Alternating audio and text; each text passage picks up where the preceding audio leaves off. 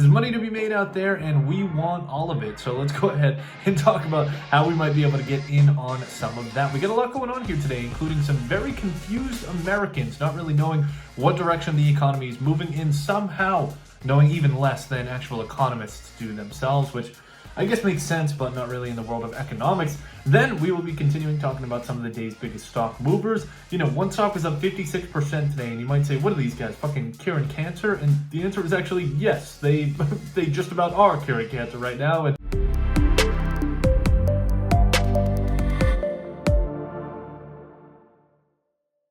what's up, apes? Welcome back to the 𝗙𝗚𝗡𝗚's daily podcast of the day. Thank you all for joining us here once again in another beautiful week on this beautiful Monday, September 9th, 2024. There's money to be made out there and we want all of it. So let's go ahead and talk about how we might be able to get in on some of that. We got a lot going on here today, including some very confused Americans not really knowing what direction the economy is moving in, somehow knowing even less than actual economists do themselves, which I guess makes sense, but not really in the world of economics.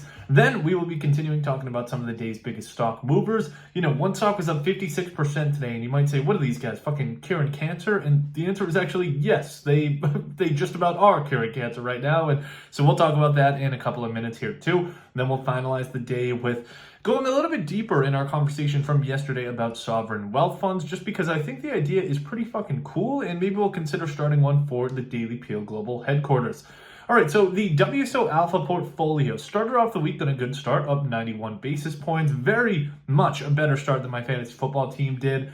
Literally, God, it was so ridiculous.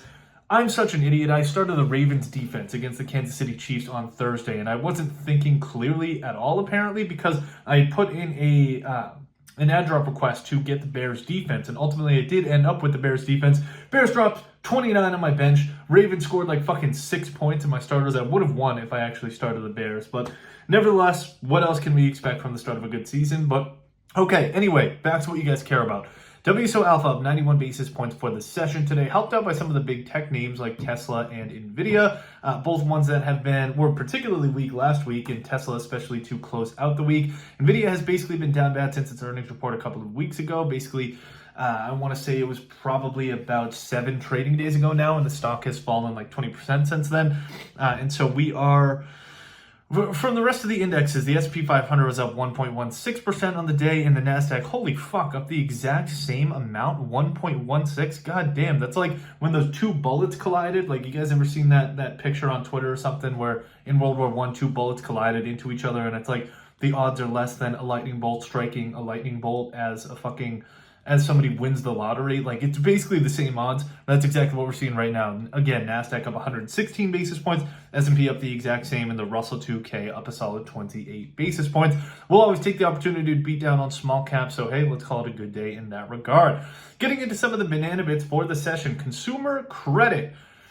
This is not a good sign. I mean, this came out a little bit too late in the day for us to write about it here because we had already gotten started on our major macro report of the day. But consumer credit did increase 6% in July. That's the fastest growth we've seen since November of 2022. I'm talking about the entirety of credit, so everything from credit cards to student loans to mortgages, which your boy is contributing to. And at the exact same time, delinquencies are also on the rise once again, as charge-offs have been increasing for the past couple of months and quarters in a row.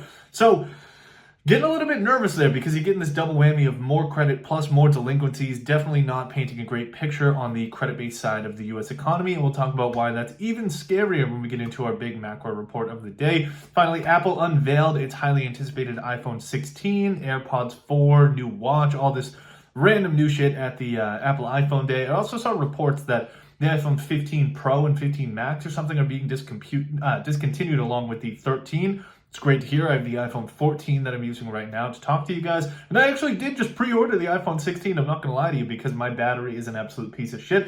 I'm the last person in the world that jumps over these new releases. But with the Apple Intelligence, I was kind of like, I've been needing a new phone for the past couple of weeks, but I was like, I'm going to wait until Apple releases this and just pre-ordered it. Get that nice trade-in value as well.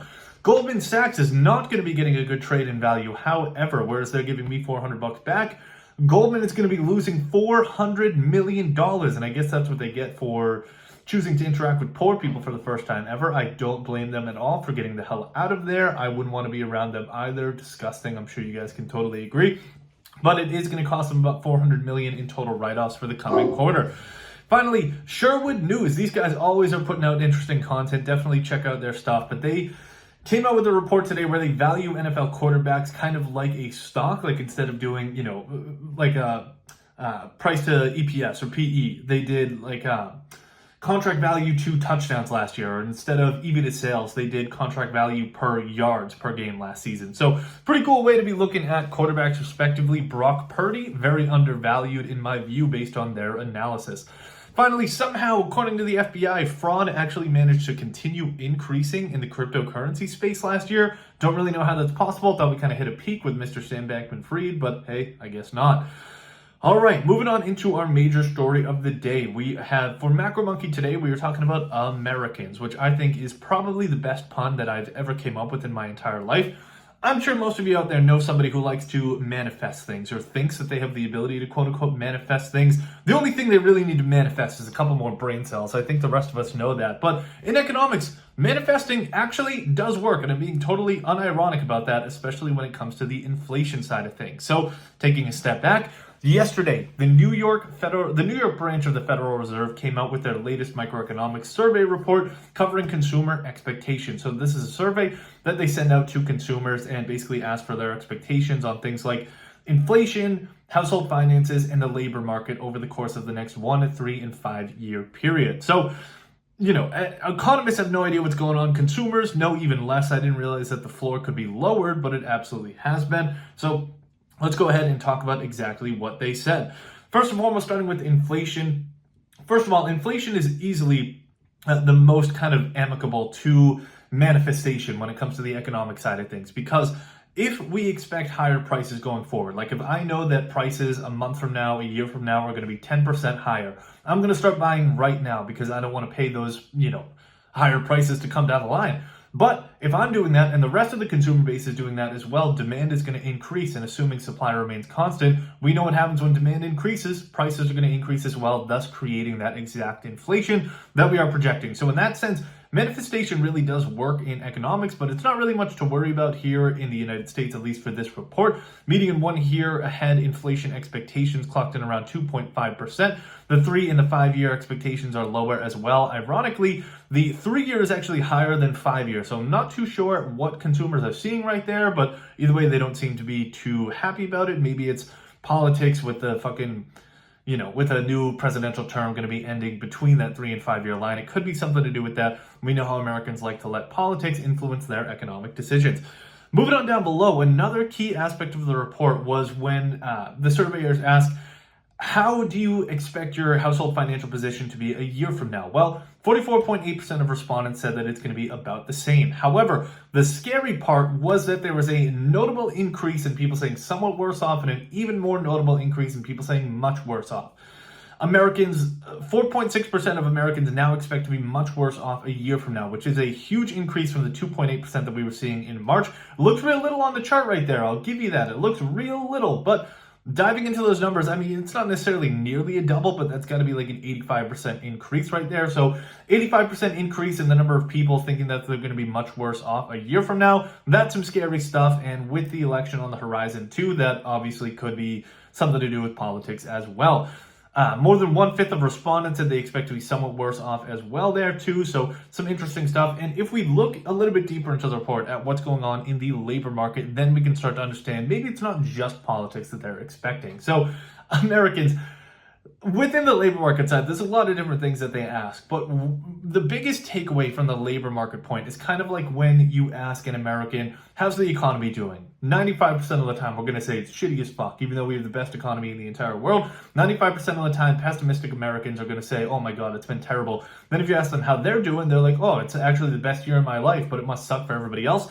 That is exactly what happened with the labor market side of this report here too. So compared to July, expectations for unemployment to rise over the next 12 months increased 1.1% to 37.7%. But then when consumers are asked, do you expect to lose your job or are you thinking about leaving your job, both actually decreased over the monthly period. Basically, consumers are saying unemployment's going to go up, but it sure as shit isn't going to be me. And I'm sure that's what a lot of people thought right before the Great Depression, the GFC, and all that different kind of stuff. I certainly hope it's not you guys, but there's clear cognitive dissonance going on there. So at the end of the day, we're expecting the labor market to loosen even further, but we're also expecting inflation to remain above that 2% target. Americans very much are just a little bit confused on exactly what's going on, and how can we blame them at all? I know I'm confused as fuck every day I wake up. What we might be seeing here, because of the increase in confidence or the decreases in uncertainty that we've seen across the survey, which is actually a different question that they ask. They say, like as an example, they say,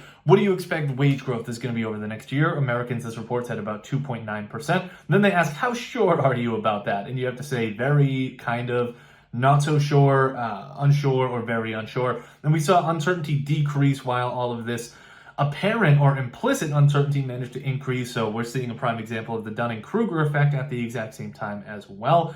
But yeah, otherwise, that's pretty much it for the Consumer Financial Report there. Just some very confused Americans. And tomorrow we are going to be diving deep into that growth in total credit balances as well. Why that's scary, overlaying that with delinquencies going on. And it'll be a nice way to, shit your pants on Wednesday morning when that actually does come out. Okay, moving into some of the big stock movers of the session today, we have Summit Therapeutics, once again, up 56% for the session. Yes, they are, in fact, curing cancer, or they're well on their way to do so. Very much like how I imagine Joe Montana felt when Tom Brady won his 4th, 5th, 6th, or 7th Super Bowl.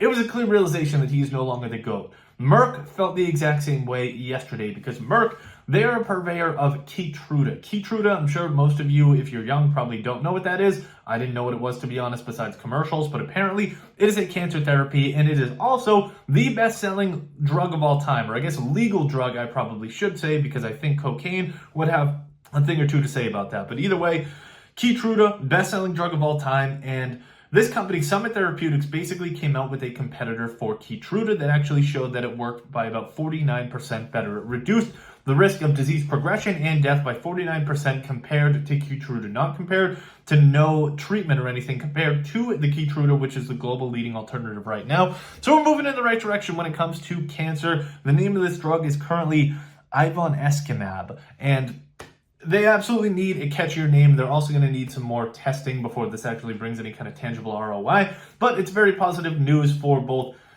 cancer patients as well as shareholders. Wonder who that's better news for, to be quite honest with you there. Jesus Christ. All right, let's go ahead and move into our second stock mover of the day. We have Palantir up 14%. Palantir was officially the first overall pick in the S&P 500's Q3 2024 draft.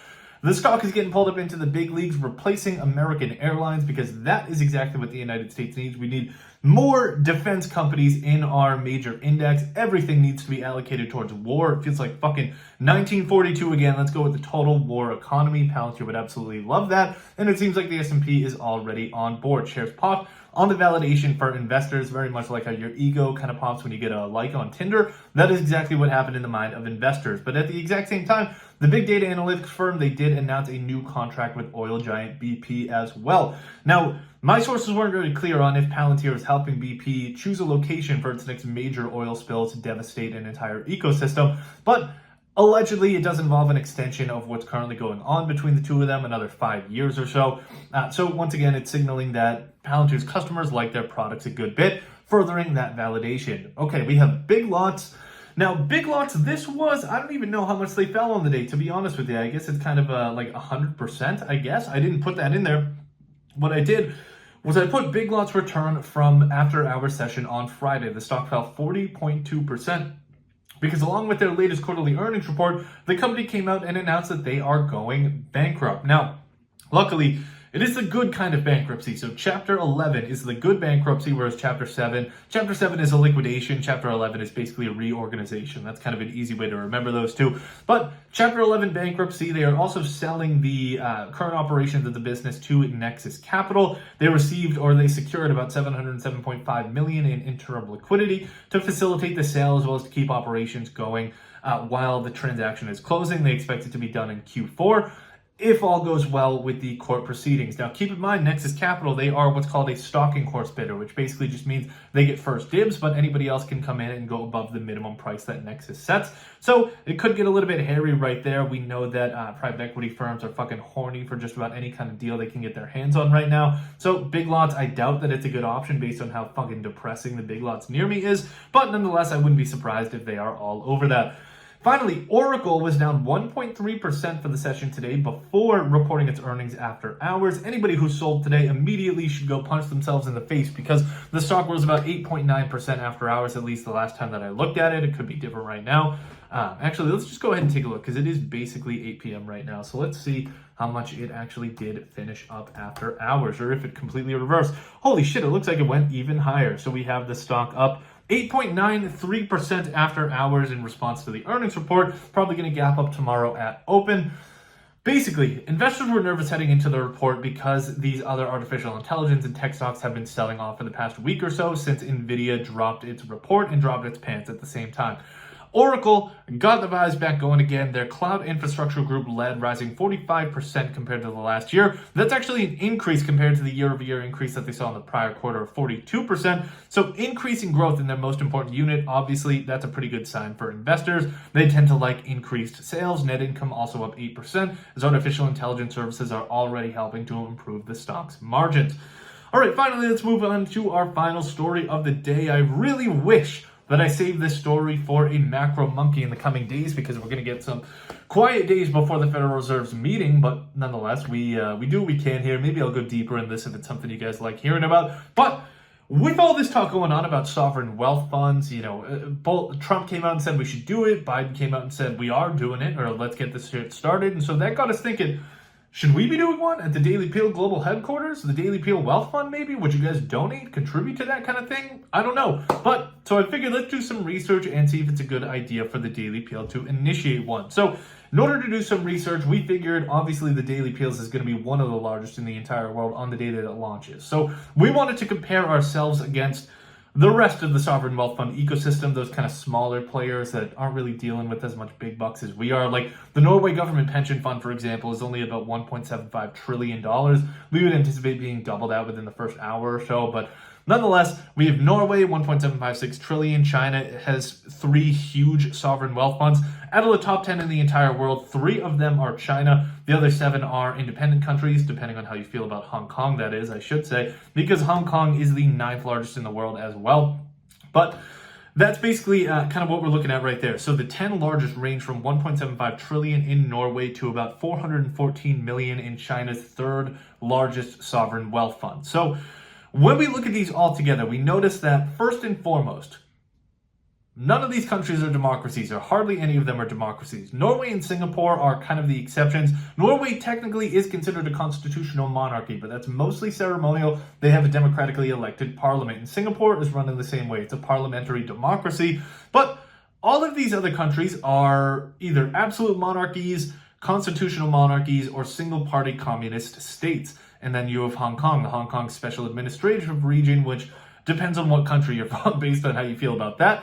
But then secondly, aside from that, every one of these sovereign wealth funds is funded by similar ways. First and foremost, the most popular is natural resources, and specifically oil and gas from Middle Eastern countries like Saudi Arabia, Kuwait, Qatar, the United Arab Emirates, or a couple others that make up the rest of that list. But for the other ones like Singapore, China, actually Norway, huge oil as well. They are probably, they're the biggest one in the world, and it's entirely from oil. But Singapore and China, it's mostly from a massive trade surplus as well as FX reserves, foreign exchange reserves, that they can use to fund the development of this sovereign wealth fund. Now, when we thought about doing so here at the Daily Peel Global Headquarters, we figured we should probably think about the United States as well and see kind of how our economics, because it's our home country, we want to make sure that it's going to work for us and our government. So we figured we don't have, like a huge global state-owned enterprise system of oil companies. We don't really have too much going for us economically in the public sector at the very least. So we're like, maybe we have a pretty good trade deficit. Absolutely not. Anybody who knows anything about U.S. economics knows that that is not the case.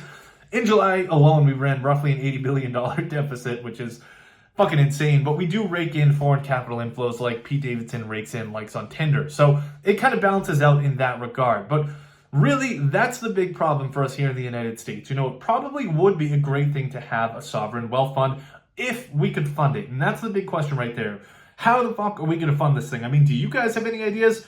I have absolutely no ideas. Trump has come out and said that he's going to do so with tariffs, but he also said that the tariffs that he's proposing are there to make up losses for the tax cuts that he also plans to impose. So it doesn't really jive, at least at the high level. There could be something that I'm missing. We don't get political here at the Peel, so don't get mad at me at all. Pros of a sovereign wealth fund: economic stability, if there was a COVID-like pandemic, we could draw down from that fund rather than, causing the government to create trillions and trillions of dollars out of absolute thin air. Long-term wealth creation, because we'd be able to invest directly in financial markets as well as in, different kind of projects around the United States. And of course, increased domestic investment. So we'd be relying less on foreign assets to invest in the United States. And this would allow us to give money to strategic initiatives like infrastructure, technology, resources, whatever the hell else people need these days. We could even do something like Alaska does right now. They have basically a UBI program where they send $1,000 per year to all of their residents. Maybe the United States could think of something like that, or maybe we should do a state-by-state sovereign wealth funds in and of themselves, state wealth funds, if you will, still an SWF. But, because I feel like something like the needs in my home state of Massachusetts would be very different than those in Texas. So, like Texas probably could fund a state wealth fund with oil, and Massachusetts could do so with fucking nerdy virgins or something like that. But cons to a sovereign wealth fund for the United States would include things like lack of a consistent funding source. What the hell are we going to use to fund this thing? Tariffs?